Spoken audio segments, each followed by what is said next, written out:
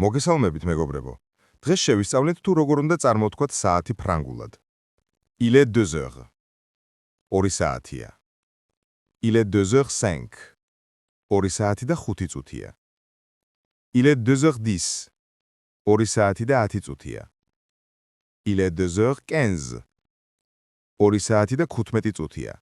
ან Il est 2h15. Il est 2h20. 2 საათი და 20 წუთია. Il est 2h25. 2 საათი და 25 წუთია. Il est 2h30. 2 საათი და ნახევარია.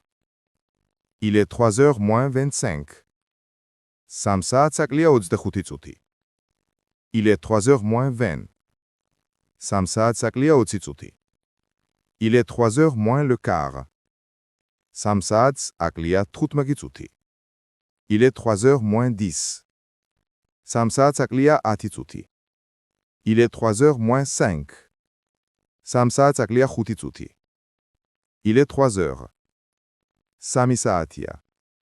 გაითვალისწინეთ, ფრანგები დროის აღსაწერად მიმდინარე საათს ამბობენ და მხოლოდ როცა საათს აკლია, მაშინ გადადიან შემდეგზე. ამან არ დაგაბნიოთ.